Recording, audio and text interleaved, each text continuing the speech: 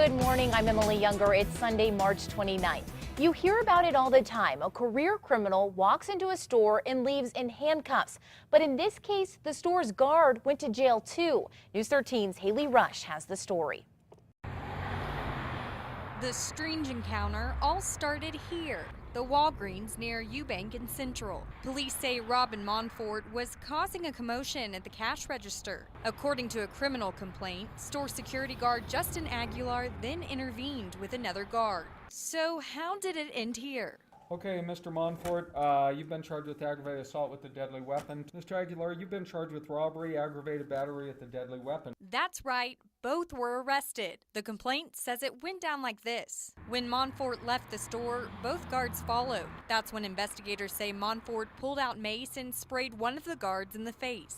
Aguilar avoided the attack and followed Monfort in his vehicle to the nearby Home Depot parking lot. After Monfort got out of his car and walked away, witnesses say they saw the guard, Aguilar, hit him with his car. Soon after, witnesses say Aguilar went up and sprayed Monfort with his own mace. Aguilar's past helped him in court. Your Honor, we do recognize the seriousness of the allegations as written in the criminal complaint, but we also do recognize that Mr. Aguilar does have strong community ties as well as a very minimal criminal history. While the judge agreed to reduce the guard's bond, Monfort was a different story. Your Honor, we did locate criminal history out of Alaska, Arizona, California, Colorado, Florida, Georgia, Indiana, Kentucky, Minnesota, Missouri, Mississippi, New Mexico, Ohio, Oregon, South Carolina, Tennessee, Virginia, and Wisconsin. That's 18 states where Monfort's racked up charges. Yeah, Mr. Monfort, I'm not finding you to be a flight risk. I'm finding you to be a danger to the community. That was News 13's Haley Rush. Monfort did raise his hand in court and tell the judge he's shown up to every court date he's ever had.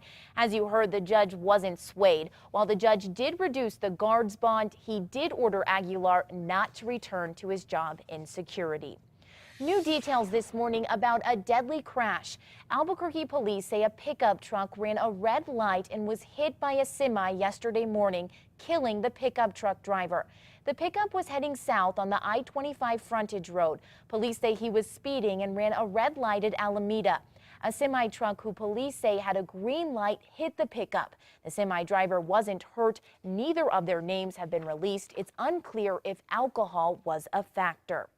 And state police say alcohol may be a factor in another deadly crash. It happened Friday around 2:30 west of Grants.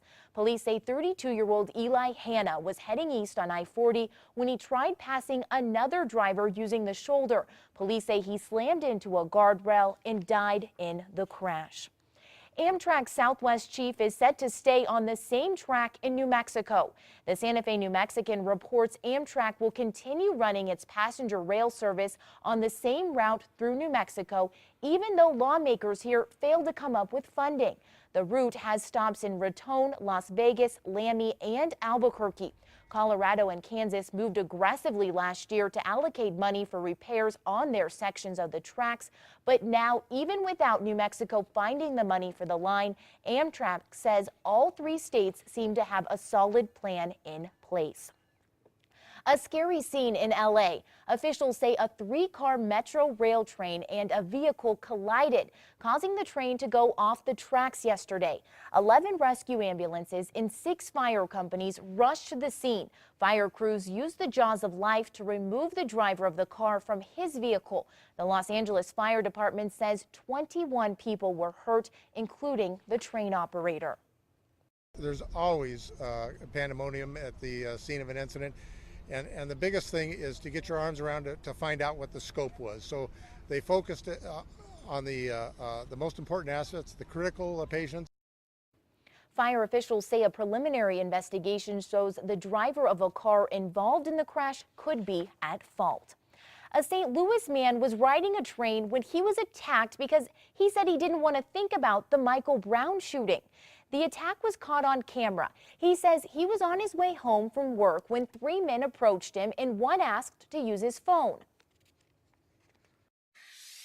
And then he asked me my opinion on the Michael Brown thing, and I responded I was too tired to think about it right now.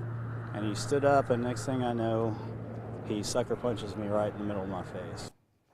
The victim was hit repeatedly and says no other drivers even tried to help. Investigators say they have good enough surveillance pictures to identify the attackers.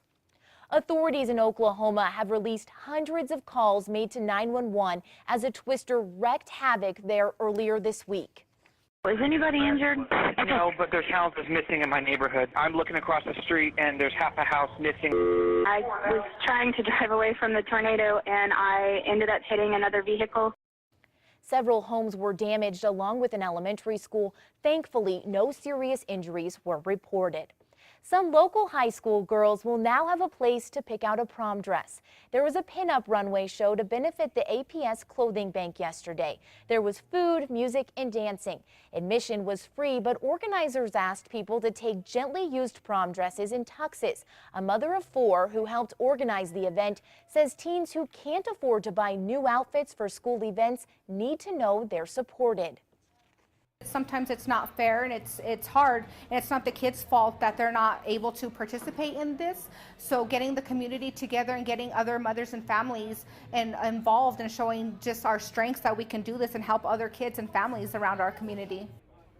There was also a car show where participants donated money to help the cause. This is the 3rd year of the annual event. Outdated electronics are going to be recycled instead of ending up in a New Mexico landfill thanks to a company and a school's partnership. I got a variety of things in there. I hope they all caught. We'll take it all. We love them all. El Dorado High and Albuquerque Recycling teamed up to help people get rid of their old electronics yesterday. We saw everything from old TVs to cables and outdated computers get dropped off. The hope was that people would get rid of all that e-trash here instead of chucking it with the rest of their garbage.